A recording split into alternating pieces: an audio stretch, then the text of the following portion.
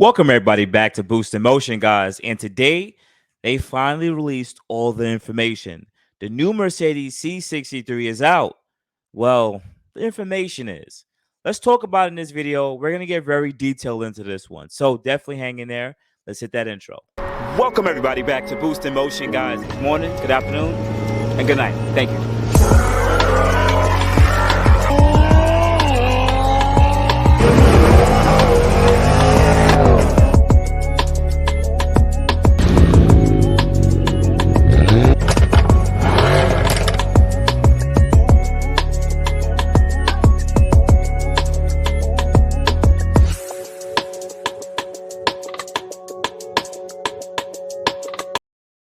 Welcome everybody back. Welcome everybody back to the channel. First thing, if you're part of the Boost in Motion channel, that means you've already hit the like button. I really appreciate it, and I thank you guys so much. Now, if you're new to the Boost in Motion channel, watch this video and watch some other videos. I am Boost in Motion. I do talk about my reactions to certain car content, car news, or anything in the Nissan Infiniti world. But to be honest with you, I'm keeping it just automotive. Anything that I seem interesting to me. But anyways, guys, let's go. Let's jump into the article. Now, I'm going to separate this into two different articles, or maybe even add a third one into this. We might actually talk about the AMG GT being cut. So if we have time, we'll actually talk about that at the end of the video. So hang in there.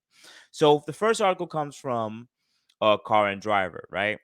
And the thing about it is, I'm not really going to go through the Car and Driver, but I know some people like the cliff notes, right? So from people who really can't hang in there, I understand it. Here's some of the cliff notes. The 2024 Mercedes C63, notice that it says 2024, guys. So that means they're going to come out next year, probably mid 2023 as a 2024 model. So we got time. Though there's no more V8, this is going to be a plug-in hybrid setup. The powertrain uses a turbocharged 2 liter four-cylinder motor, yes, with an electric assist turbocharger. That and combine this with all this together, this car is going to make 671 horsepower and 752 pounds of torque. Now, there's so much information that they're not including into this Car and Driver article that they don't say how this happens. You just hear four-cylinder electric assist turbo and it's making 671 horsepower. That's not what it is. But for the people who really care, it's going to do 0 to 60 in 3.2 seconds and 174 miles an hour if properly equipped. That's the top speed they're saying for now, right? But there's so much stuff they're not even including. So I'm going to click off this article and I'm going to a second article. And I like this article a lot more because, well, it's a lot more descriptive. It's way better. If you made it to this part also, please hit the like button. I really appreciate you guys. Thank you for tapping in with me tonight. So we're going to go to this article from, I forgot what this article is from. Piston heads. They're way more detailed and they get way deeper into how this car delivers power and everything like that. So let's see if we could quickly go through it. So bear with me, hang in there with me. I really appreciate you guys. All right. So hopefully you guys like my voice. So fast forward. This 2 liter comes from is an M139 4-cylinder motor. This comes from the smaller, AMG line, right? But the thing about it, I can just tell you off the top of the head that I like about this is already a closed deck 4-cylinder. This is the most powerful 4-cylinder ever made, mass produced. Period. That motor is already going to deliver 476 horsepower alone on its own. Period. You guys should be really excited about this, and about 402 pounds of torque. So this is a pretty. My C63 right now stock makes what from factory makes 470, 460, 470, right? The car down to like around 440 wheel horsepower, right? Or 445, somewhere right around there, dynoed, which means the car is probably making a little bit more than that, close to the 500 territory, right? But they got a 4-cylinder motor with 1 turbo delivering that same amount of power. Insane. Now, let's go into some of this stuff that we really should care about. Another thing is this car is all-wheel drive. There's no more rear-wheel drive. This is going to be the first pretty much C-Class AMG that's all-wheel drive. AMG 63, not 43, 63. Even though the new C43 is basically a real AMG car because it uses a real AMG motor like this one. which is also a 4-cylinder. Anyways, let's move forward. Now that the car is making 680 horsepower, and this article is going to be slightly different. I guess this is the European version. Hybrid is clearly not the work of a moment. Let's move forward past this. They give a lot of information that we really don't want to talk about, but the familiar 9-speed MTC is standard fit, pretty much multi-clutch transmission. It's not a dual clutch, it's a multi-clutch transmission, and it does have drift mode with a 4-matic all-wheel drive. So once again, you're hearing some things here, and you're like, this is actually pretty dope. Okay, so this car is all-wheel drive. It's electric assist turbo. It's 4-cylinder closed deck. It's 9-speed auto. And it's a plug-in hybrid. This sounds like it's doing a lot. We already could see how the car looks. This is the wagon edition. All right.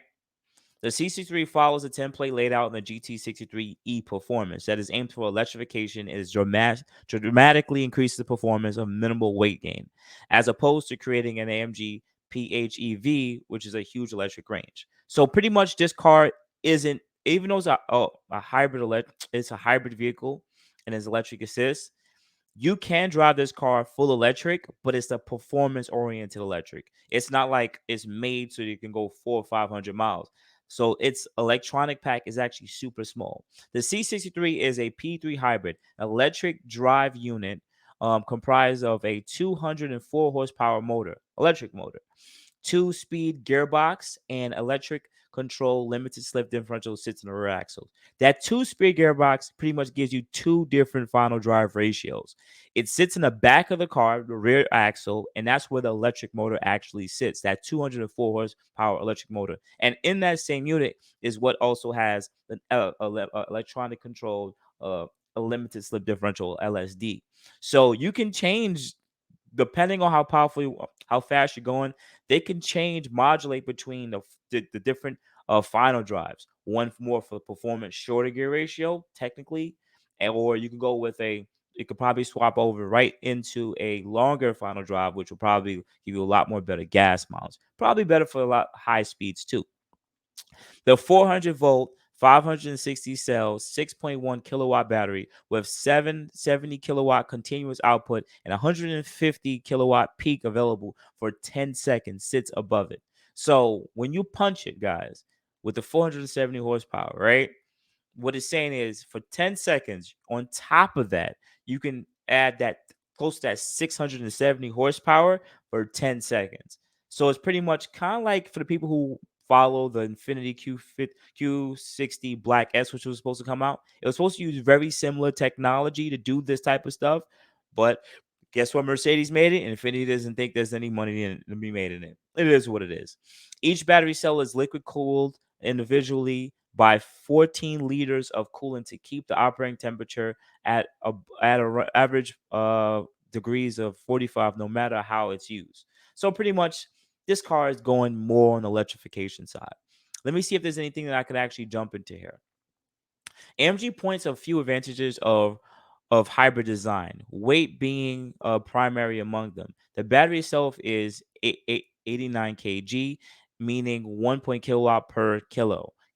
I'm not the best at this, so don't beat me up, guys. I don't know how to just switch that over to pounds. Sorry if this is mostly the Euro way of speaking on things. The C63 can run on purely electric power for about for 125 kilometers or 77 miles per hour, with charging possible via the onboard 3.7 kilowatt K charger and 4 brake recuperation modes, a charge station or at home.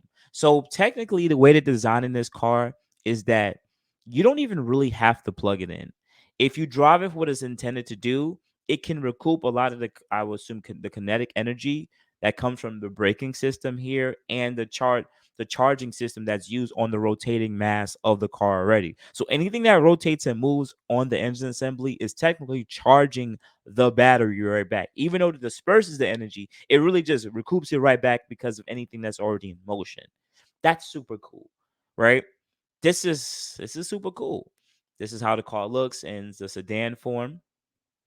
How will this all work in reality? A lot of drive modes for one thing. There's they come from electric comfort, battery hold, sport plus, slippery, individual. There's so much drive modes here I'm going through. I'm just gonna keep going, blowing barrel out of this stuff. But um, it's not. There's a lot more information here, but they're just really just talking the car up. Bear with me if you made it to this part. Please hit the like button. Okay, so let's talk about a little bit about the weight here. All right. Wouldn't worry too much about trimming the kilos, however. Lightweight hybrid tech still piles on, meaning that by EC measurements, the C63 is 2100 kilogram saloon and 2145 as of the state. Now I believe the outgoing C63 is right around 117 to 1800 kg. So this car does gain weight. I'm not too positive how much that is in weight over the last one, but I'm assuming off the top of my head, this car is probably like 4,400 pounds. Just off the idea of kilos, 4,500 pounds. So that's probably right around that E63 territory with the V8. So this car gains the weight, but it gains the power.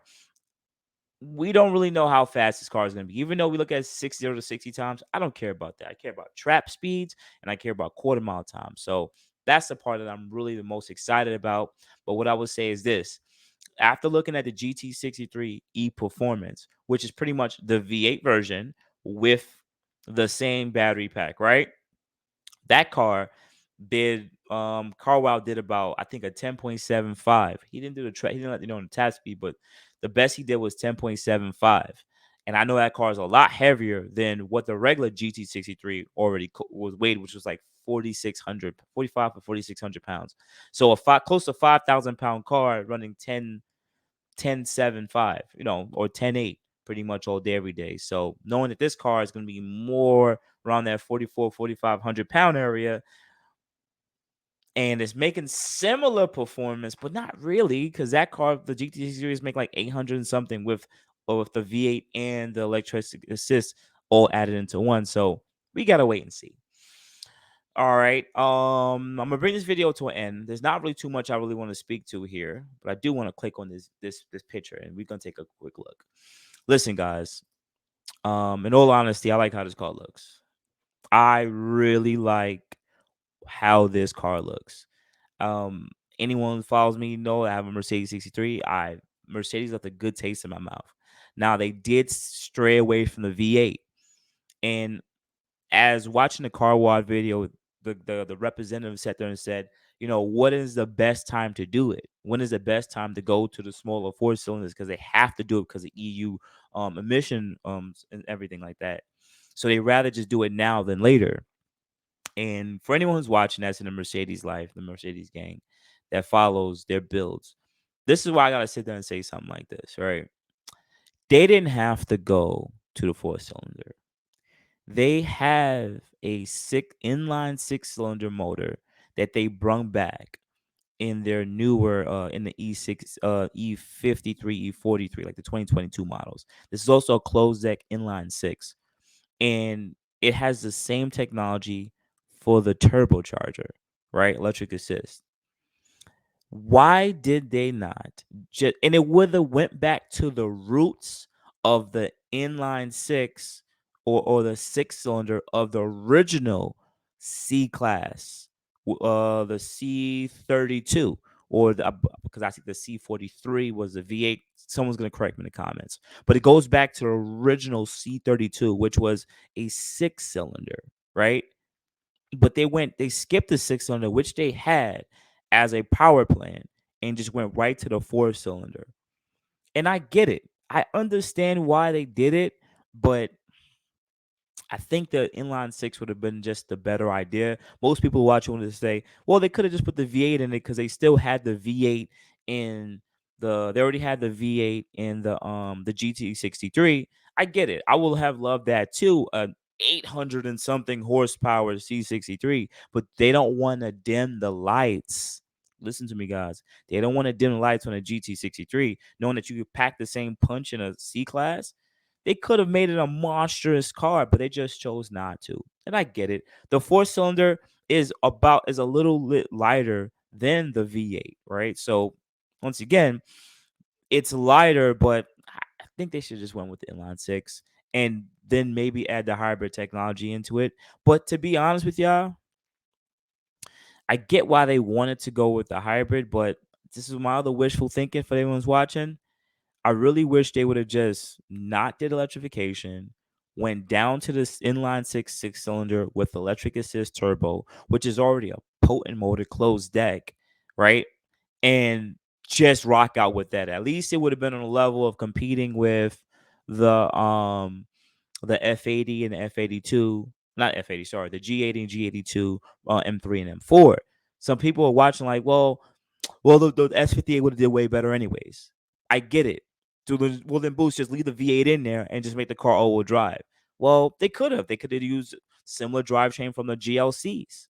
They could have did the same thing, but I just guess that they just didn't want to.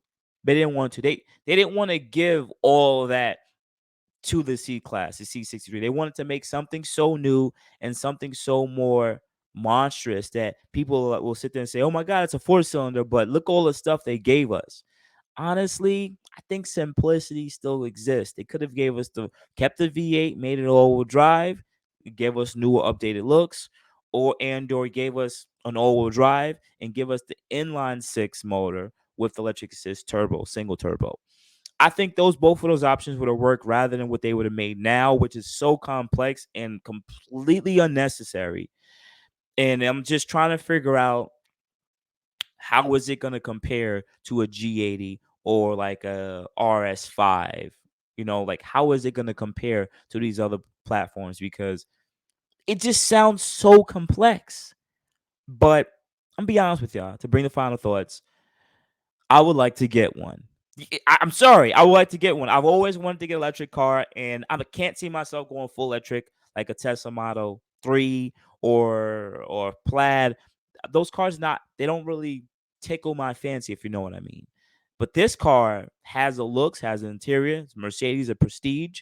I know they're gonna make sure it works, has F1 technology, and do I need that power on tap all the time? No. I like the idea that I can actually swap into full EV mode and just rock on electric for majority of the time. And also on top of that, if I want to turn it back on to gasoline, that while I'm driving the car, it's recharging itself. So it sounds like I can get more miles per gallon, if you know what I mean, and more off the car because I have plenty of options. And I think that's something that makes this actually such a cool build, just in my honest opinion. So, guys, tell me what you think. Tell me if your boy Boost is wildin'. I know I made this video long and strung out, but let me know if Mercedes hit it out the ballpark with this one, or you're just a little hesitant, like, what is this gonna look like on the market? Because this is like the first kind of car that's doing this next to like a Porsche 918 Spider, I think, has something similar to like this system. So nonetheless, you can add me at boostinmotion.g, Facebook, and boostinmotion@gmail.com. You already know what to do.